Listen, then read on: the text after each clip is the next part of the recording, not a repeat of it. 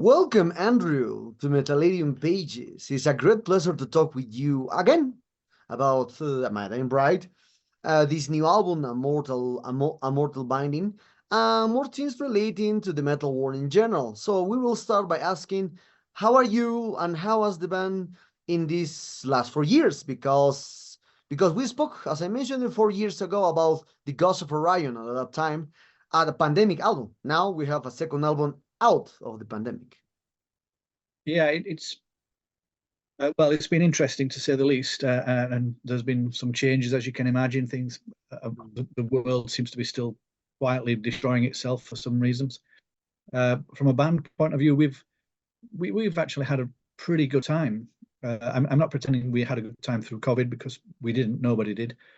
But after that, when we started rehearsing again and getting back out and becoming a band, we found ourselves very energized, if you will, to be back in the rehearsal rooms writing. We didn't know it was going to be the new album then, but it turned out to be the new album. But yeah, 4 years seems to have. It's really quite strange. I'm sure it's my age now, but time quite simply does fly. And 4 years, it doesn't seem like it was so long ago that, or 5 years for the last album. So it's been interesting, but we've been very busy. The band. The musical side of the band, the actual musicians in the band have been very busy for over 2 years writing this album. So we may have been in the shadows out of the way, but we've not been dormant. Oh, okay. I was speaking a little about this new Mortal Binding. It feels like the band wants to take old influence because I hear some songs that try to bring back the sound of the 90s. I remember many of these songs, especially the album from your first album as the Flower Withers. One song series is very related with one song of this new album. I try to relate. I'm a huge fan from My Dying Bride since the beginning, so my mind is continuous how the band do this. So for you, how do you describe this new album in the band's career?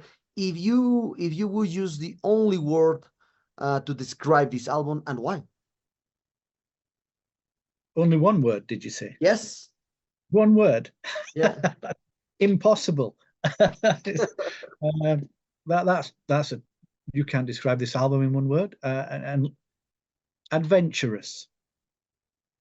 And now you're going to ask why. Yeah. So here we go. So if I was forced to use one word, I would stay there. And the reason I didn't think about this is not a planned answer by any means. The reason I think it could be considered adventurous is because you alluded to CME from the first album, and I know which song you're talking about. It's the second of Three Bells, which links similarly.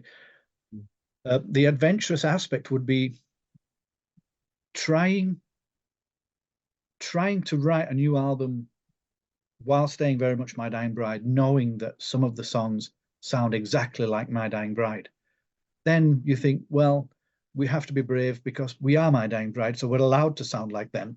And the adventurous side was tricky because you're trying to look forward, but not leave behind who the band is. So it's really quite paradoxical. Maybe adventurous wasn't the right word. Difficult might be a better word.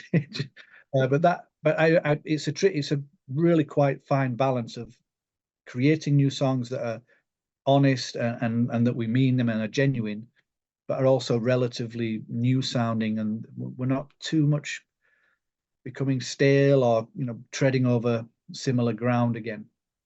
We tried to be adventurous. I'm sure we tried to write something new and fresh, and I don't know, not necessarily uplifting, but it's not the normal dirge. We've avoided that on this one, quite by design. We had a small plan, not much, but we had a plan, and it was to be a bit more in your face. The songs, a lot of them have got a little bit more forcefulness about them, a few more powerful riffs. We like big riffs, allowing for the death metal vocals to come back. Okay, interesting to know. Well, having 15 albums is a great achievement for a band with your style and your generation. You and Paradise Lost are the only two bands that reach more than 15 albums on the studio, because the other bands has 10, 12 albums. But the difference that exists between you and Paradise Lost is that you continue to maintain an identity without the need to go, or to need to go to influence by rock, by pop, or even alternative. Some way in some day, Paradise did albums with alternative sound as a band. So, or as you did as a generation. So, how does the band keeps this within the limits of their sound, and at the same time not have an external influence from other styles? Because like every musician in the world, you receive influence from old things, new things. How do you do that? It's not overly difficult for me. I write a lot of the music, and I'm fairly well disciplined, and I have an idea, if you will, of what my dying bride, what I think my dying bride should be. I mean, I have a decent amount of influence on the music, but I am not the complete influence. So within the realms of what I think my dying bride should be, I just try to keep it to the honest, and try. This is the tricky part, where you're trying to recreate in your mind how we thought when we were doing As the Flower Withers, when we Turn Loose the Swans and The Angel and those kind of records. And I have this theory where it's based on what I now call confident naivety, because when we were much younger, we didn't really think about what we were doing, but we were just confident it was right. So I try bring some of that back, and how that manifests in an older person doing stuff that's, on your 15th album, is you just think less.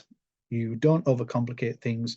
You try to keep it simple, and you trust your past experiences that some simple riffs and simple songs can be very effective. And you don't always have to have, very, very complex guitar lines and screaming complicated solos to make a good song. And I think that's come down to a little bit of less is more. But the main part is just we're not trying to be anything else. I think that's the key. We're not trying to push My Dying Bride into mainstream. I mean, we've got songs that are always too long for radio, so we don't help ourselves there. We have titles that make no sense to most people. Some of the subject matter is a little bit grim, so we're not aiming to please. I mean, we're not a pop band, as you said. So we know our strengths, if you will, and we're quite happy somewhat restricting ourselves to a limited audience with the music we play, because we enjoy this. So it's if we were chasing a dream of rock stardom, we'd write different music. Okay, okay. So, and we're relating with aspects about the technology now. A band like My Dying Bride has long songs and has a lot of textures into each song. So it's into this heavy sound in general. So, but now we're in a world for of short things and short songs. As you can see, the trends 1 minute, 2 minutes, etc., etc. So, but now, so how does the concept at a doom metal band like My Dying Bride fit in this world that prefers to hear music shortly, things very shortly and very fast?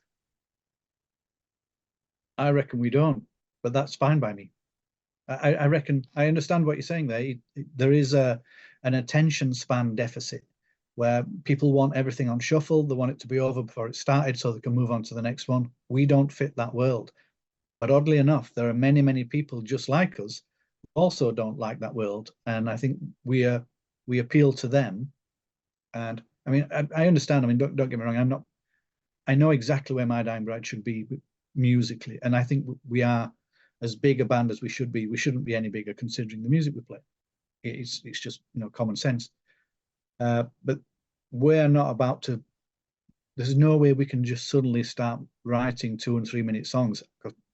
Well, one, that we probably wouldn't be able to get the message that we're trying to. I mean, that's a riff for us. 2 or 3 minutes is 1 or 2 riffs. So I just don't think that we fit that world. I mean, if that's how music's becoming, and that's what the general population want, then fair enough. But it won't be with My Dying Bride. Okay, okay, interesting. So the band is one of the few in the world that, because it's not had, is one of the few in the world that does not have many tours and performances through the world. Is one of the, but is one of the most anticipated by many fans requesting, "Hey, we need to see My Lion Bride here, here." I saw a lot of people asking that you perhaps do a full tour. Each is also I asked this question first. I remember 4 years ago, and you mentioned me that you are very busy. You have jobs, normal jobs, etc., etc. But how do you calm the idea of promoters, fans, and more people ask you for a tour? Or have more dates in many cities around the world, because we're always you were always banned with specific dates, and also, as I mentioned, you have a lot of requests. Please do a full tour in US. Please do a full tour in America, in Latin America, and Asia. I don't know. How do you calm this request? This. I mean, sadly, the brutal truth, to name a band, of the fact of the matter is that we can't. It's just that simple. We, as you mentioned, we all have regular working lives. Like today, I've rushed home from work, got myself ready, and we're doing interviews now, and that's unlikely to change. That I think the somehow the image of My Dying Bride is much larger than the actual My Dying Bride, and we can't suddenly take 2 weeks off or 6 weeks off or 2 months to tour America, North America, South America, and then fly to Japan, and then after Japan go around and do Australia. We can't do that. We need our jobs because we decided long ago that we didn't want to just spend all the time flying around gigging. We'd seen people that were doing that and they didn't look like they were having a great time, and we decided many moons ago that it wasn't for us. Now I'm not sure if we could even do that now. So it's and I don't mean from a physical point of view. I mean from a interest point of view.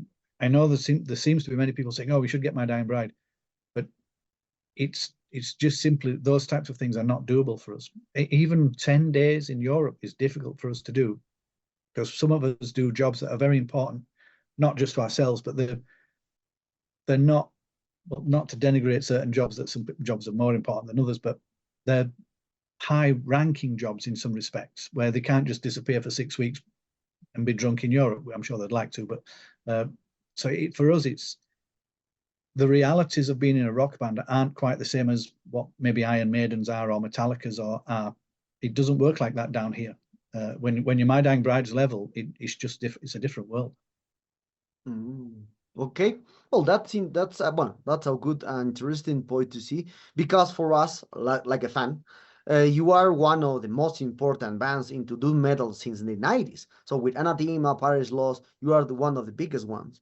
So, and for this, so why not to take the risk and go on tour for one just month? Because with it, as you can see, the world are doing a lot of revivals, a lot of geek revivals. Tiamat will come into for a long time here in Latin America, and I think Catatonia same. So etc. etc. There's a lot of people requesting, and I think the offers economic talking is I think the economic efforts for the promoters will be such a great thing, because you are one of the greatest. So for us, you're. That's not the reality at this end. Trust me, it's not. If we Mm. were being paid, well, let's be ridiculous for a second. If we were being paid fantastic amounts, even for 1 or 2 shows or an entire month in wherever, we would show up. Our gig scenario at the moment is that we tend to play for break even, which means all the money is spent on the crew and the actual costs of getting to and from the gig. The band, trust me, you interview any of us, we're not walking away with thousands of pounds after a show. It doesn't happen. So we're gigging for love. Now, for that to be the case, it has to make sense that everybody can do it at the same time, and we all agree that we like the idea of the show. So, and then obviously our work commitments have to be informed.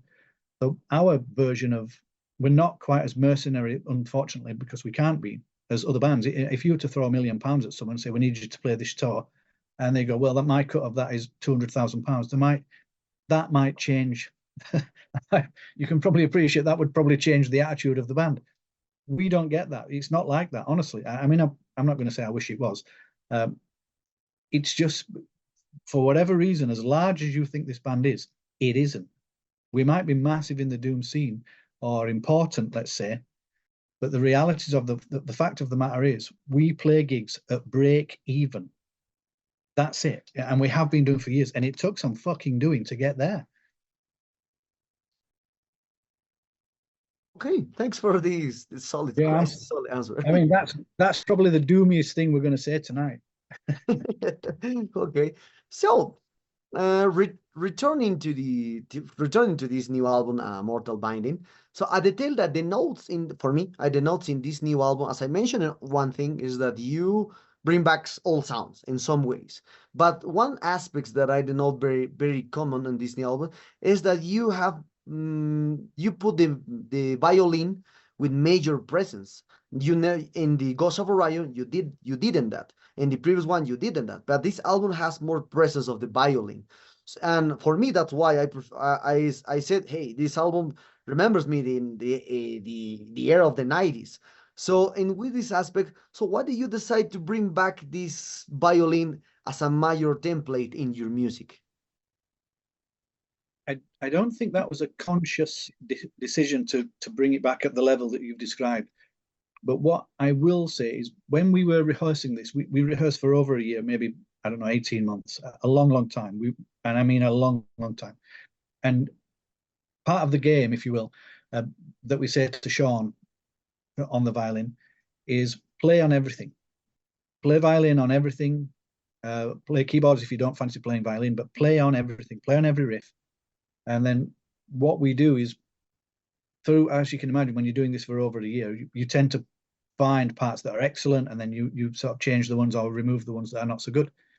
And we just ended up with such quality throughout, you know, and we had to remove some good bits and move them around just so the vocals could have somewhere to go, because we rehearse all this time. Well, we rehearse without vocals, so we fill all the gaps with vocal lines using the violin or the keyboards in preparation to help Aaron a little bit. So we had lots of violin ready. It's probably the short version, but we still trimmed it back. Trust me, we had so much violin on the album that it wasn't, the impact was, we were losing some of the impact because it was on everything. So what you're actually hearing is us cherry picking, if you will. So the violin is absolutely as heart-wrenching and as emotional as it can be, precisely where it needs to be.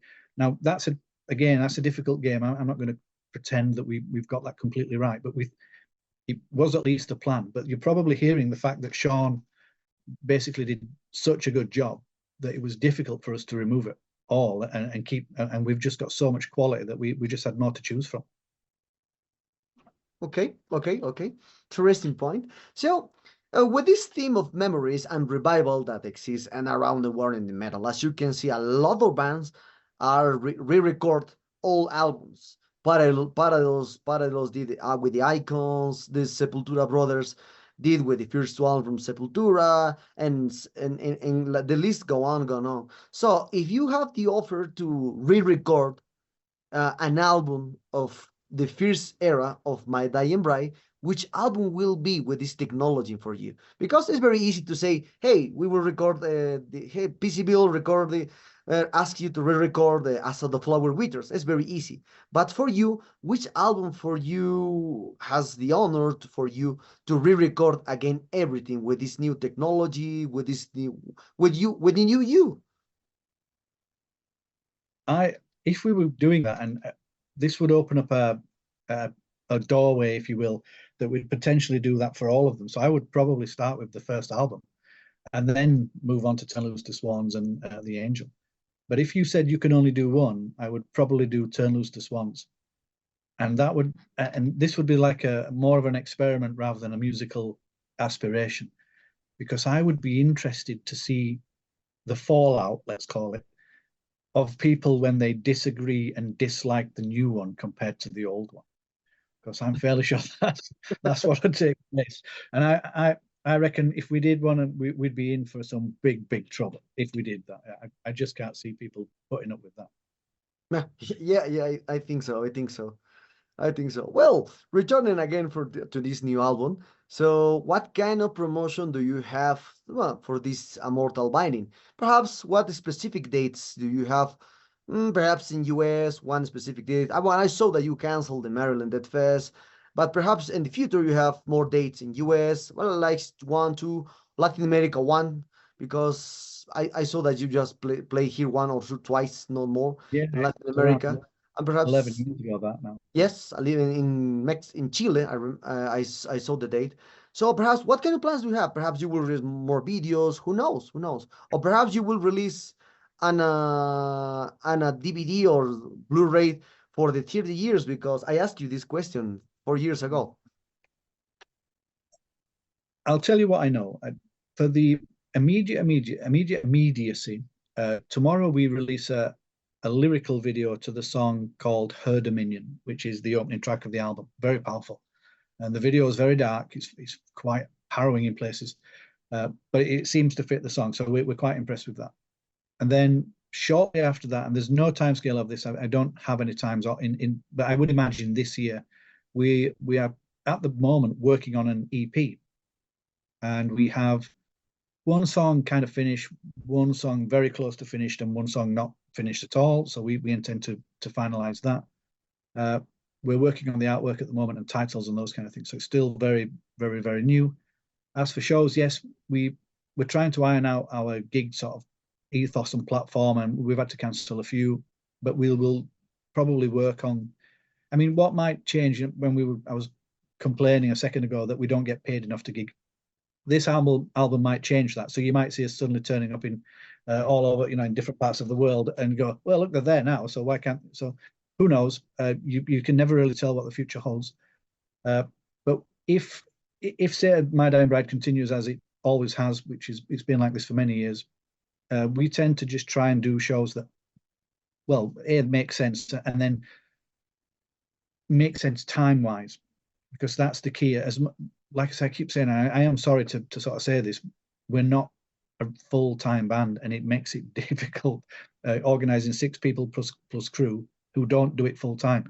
It's tricky, but we do gig. People do out. I mean, we just did the 70,000 tons of metal. We did 2 shows on there, so and that's nowhere near where we live. So we are prepared to go some distances for if the gig's the right type of gig. That was an oddity in itself, but anyway. So yeah, so the promo is just normal EP, video, possible gigs. Okay. Okay.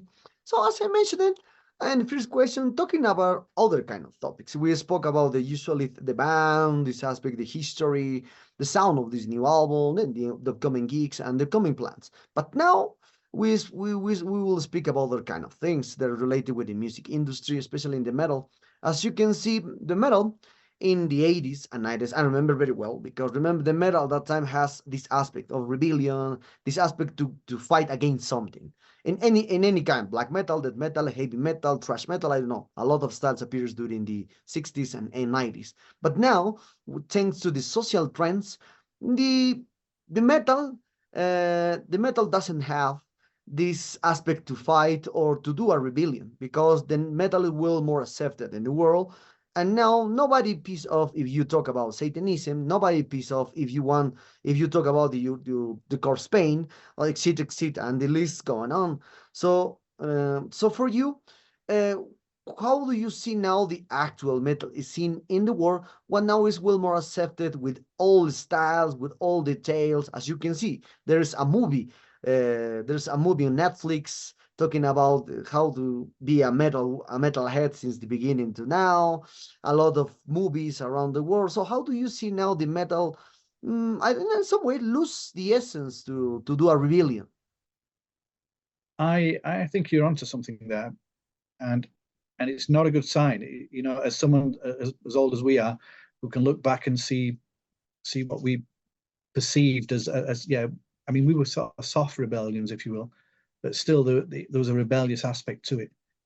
I'm not sure that the music, and I don't think this is just heavy metal. I think probably everybody, but we know more about heavy metal. So I think we might be as a musical scene, potentially in trouble, because we don't see any more Iron Maidens coming through. We don't see any more Black Sabbaths. We don't see any more Metallicas. The largest band, are Mastodon and Slipknots, which are large. I mean, don't get me wrong; these bands are big, but they still don't have the gravitas of the old bands. And festivals, I think, I'm not blaming festivals, by the way, but I think that seems to be the way that the music will go, where you'll end up with lots of bands, but not necessarily a gigantic. I mean, because let's face it, when Metallica stop, who do you replace them with? And when Iron Maiden stop, who do you replace them with? I mean, there are lots of bands out there, Sabatons and maybe Dimmu Borgir even as a black metal band who are massive, but they're not the same size. So I think we're probably going to get to a stage where we don't see large bands or metal doing any kind of rebellion. We'll do our own thing, but the scene's changed, and I'm not entirely sure if we'll see any kind of rebellion and any new bands coming through. I think it's tougher than it ever has been. Maybe because the scene's saturated, maybe it needs a pause and something's different to happen. So I don't see the lack of rebellion as rebellion, rather, or the rebellious side of it as the problem. I just think I tell you what part of the problem is potentially is that we're no longer shocked by any of those things. Now that might be because we've seen it, because if you remember, Iron Maiden's Number of the Beast cover, when that came out, that was very, very naughty. Yes, yes. Now, but if you look at it now, it's nothing compared to what you can see. You know what I mean? I mean, look at Cannibal Corpse. I mean, you probably get banned just for thinking their covers. So, and I'm not saying that anything's wrong with either one. I love them both. But what the shock value, we've maybe probably desensitized. So the rebellion that you used to like is simply because we've rebelled it all to bits, and there is no more. And regardless of whether massive bands appear or not, there's nothing to shock us anymore. It'd have to be rough, wouldn't it? It'd have to be god awful to shock us now. Okay. Well, yeah, that is true. I remember very well the interview that Bruce Dickinson did in the 70s when he talked about the lyrics of the Number of the Beast, and he told that I want to piece of one something, and that's right. A lot of people get angry about that lyrics. So it works, but now it's different. You can speak about Satan. Tomorrow will be for Satanism church, so that's normally now. Yeah. That's the so. And one of the last questions for this interview.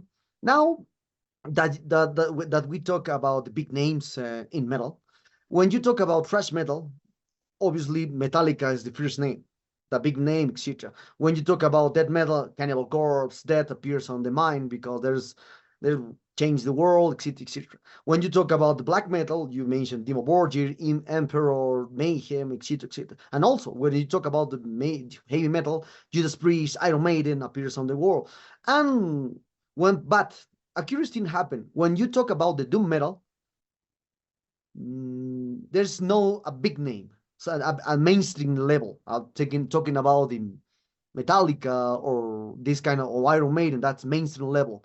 That's the only band that tried to relate with doom is Black Sabbath at the beginning, but then they changed the style completely for different things.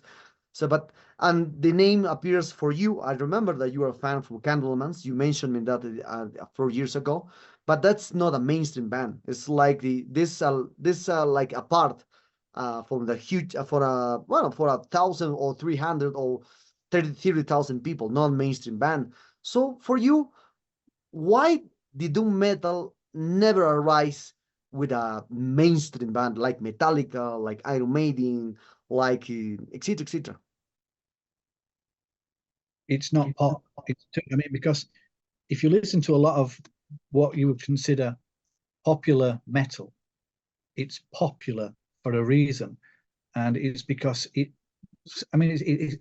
this is not to denigrate any of these bands. It's just to point out their music is more accessible across a broad range, a broader spectrum. Whereas doom, particularly our style, and Candlemass to a lesser degree, because Candlemass I think are very accessible, and some of their songs are just wonderful. We occupy a small dark corner of the doom metal subgenre, and I think, to be fair, it's just too slow for most people, or too, not necessarily miserable. Everybody can put up with that. Pop bands can sing miserable songs. We love heartbreaking songs, but I think it's just the social dynamics of how people like to listen to music. And all right, as unique and as popular as My Dying Bride and the Candlemasses and the Shape of Despairs may be, we're just too dark sometimes for everybody. Whereas, I mean, the Iron Maidens and the Metallicas apply, and even Slayer. I mean, believe it or not, I mean, I've seen Slayer, play. Well, we supported them once at a festival in Germany, I think it was, and they headlined, and the place was fucking, well, as you can imagine, completely sold out. And they don't fuck about. Their music's pretty harsh, but it's kind of in your face and get on with it type of stuff. And I just don't think doom has the same impact. It's far too slow, far too dreary in many respects, and I think it's exactly where it should be. I kind of mentioned this earlier with My Dying Bride. It's never going to. I can't see it breaking out from where it is. It's just too obscure. It's too unique. Now, you may get oddities where a song peaks out and become like, say, for example, we have one. It's called "The Cry of Mankind." Now, no one could have predicted the popularity of that. None of us certainly could. But it's not a standard doom song. It's eclectic and different in many ways. But doom metal is it?